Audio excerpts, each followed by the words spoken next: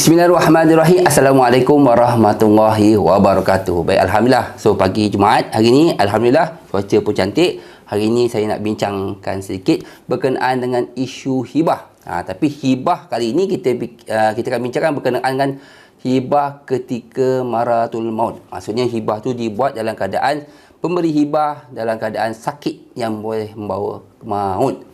Jadi saya nak malukan di sini. Okey, kalau kita nak buat perjanjian hibah, pastikan kita dalam keadaan yang sihat, waras, kita boleh berfikir dengan baik. Jangan kita dah nak mati ataupun dalam keadaan yang terlalu sakit yang boleh membawa maut, baru kita buat hibah. Jadi ada pihak boleh mempertikaikan segi isu perjanjian hibah yang dibuat dalam keadaan maratul maut. Okey. Sebenarnya maratul maut ni adalah penyakit yang boleh membawa mati. Dia tak kira lah kita ni sama ada pemberi hibah tu lelaki ataupun perempuan. Maksud maratul maut. Sebab ramai yang tak tahu sebenarnya bolehkah dibuat perjanjian hibah dalam keadaan maratul maut. Okey, kalau kita lihat kepada enakmen wasiat orang Islam untuk negeri Selangor 1909 ni, maratul maut artinya penyakit yang membawa maut, yang berhubungan dengan syarat-syarat berikut. Okey, yang pertama, penyakit itu mestilah menyebabkan kematian pemberi hibah. Kedua, penyakit itu mestilah penyebab kebimbangan pemberi hibah tentang risaunya untuk kematian tu, ambang kematian. Dan ketiga, mestilah terdapat beberapa tanda luaran suatu penyakit yang serius. Okey. Jadi kalau seseorang pemberi hibah, kalau dibuat dalam tempoh ketika dia sakit yang boleh membawa maut, maka kalau ada pertikaian lah, ini kita maksudnya kita bagi tahu kalau ada pertikaian di antara waris-waris, sebab dia buat dalam keadaan yang tidak waras kata je. Bila seorang pemberi hibah dalam keadaan sakit yang bawa maut, pasti dari segi kewarasan dia, minda dia mesti terganggu. Jadi kemungkinan sah atau tidak mahkamah yang tentukan. Tapi waspada, saya bagi tahu sini supaya kita jangan sampai ke tahap hibah yang kita nak buat ni sehingga dipertikaikan oleh orang lain. Okey, sebab hibah ni kan pemberian sagu hati, pemberian kita pada seorang yang kita suka.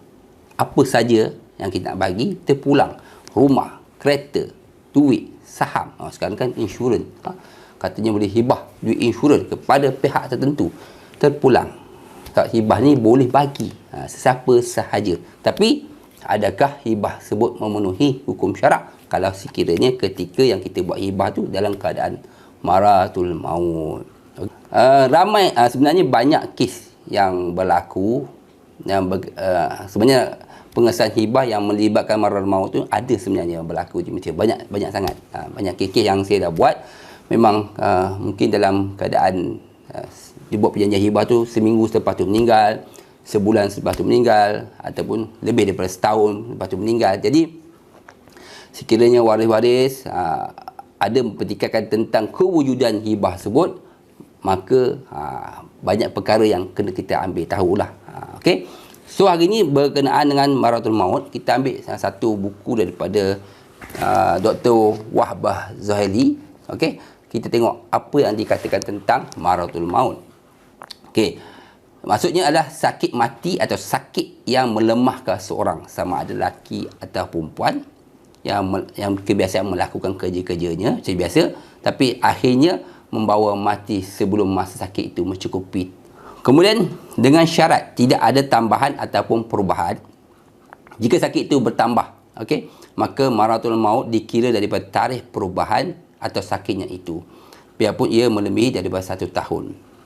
Okey, untuk melengkapkan makna maratul maut menurut Dr. Wahbah Zuhaili ni mesti ada 2. Okey, pertama, pada kebiasaannya ia membawa kepada mati dan sakit itu berakhir dengan mati, biarpun dengan peristiwa lain seperti dibunuh, terbakar dan sebagainya.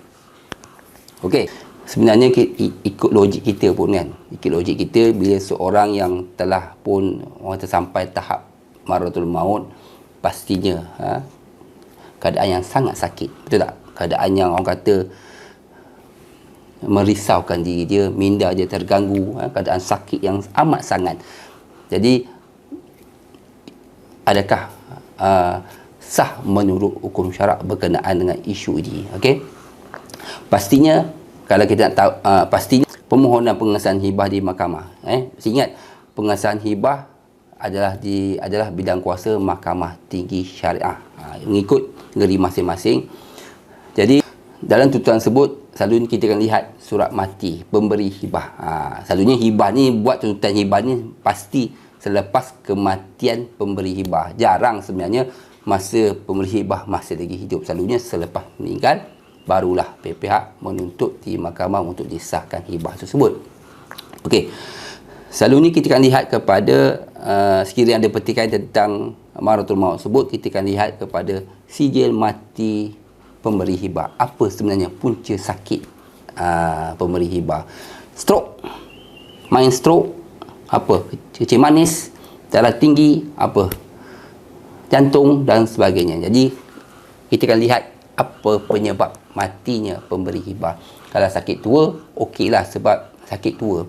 Kalau kena sakit jantung, kita tahu kan, ataupun disebabkan apa, stroke, disebabkan apa, pendarahan otak dan sebagainya. Banyaklah kita kena lihat faktor kematian pemberi hibah. Jadi pertikaian berlaku sekiranya sakit dalam sijil mati itu adalah sakit yang dah lama dialami oleh pihak pemberi hibah.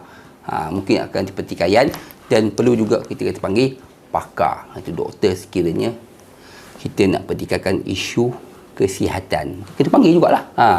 Mungkin doktor-doktor peribadi pemberi hibah boleh menerangkan pada mahkamah tahap kewarasan ataupun tahap kesihatan pemberi hibah ketika waktu membuat hibah. Ini banyak sebenarnya pertikaian yang bukan senang jugalah untuk kita menyelesaikan masalah hibah sekiranya ada pertikaian dalam isu hibah. Ini saya beritahu sikit je tau. Jadi bukan senang sebenarnya urusan untuk pemindahan harta ni kan. Wasiat ke hibah ni sekiranya ada perbelahan memang sangat-sangat susah. Jadi supaya kat sini bahawa maharatul maut ni, okey, isu ni sangat-sangat dah biasa didengar di mahkamah. Jangan kita buat wasiat dalam keadaan kita di ambang maharatul maut. Okey, pastikan kita buat dalam keadaan kita sihat sekarang ni dan kita waras, dan orang takkan pertikaikan tentang perjanjian hibah yang kita buat sekarang ni. Wallahu a'lam, sedikit ilmu berkenaan dengan hibah yang dibuat ketika maharatul maut. Semoga jumpa lagi video saya akan datang. Assalamualaikum warahmatullahi wabarakatuh. Jangan lupa share video ni. Terima kasih.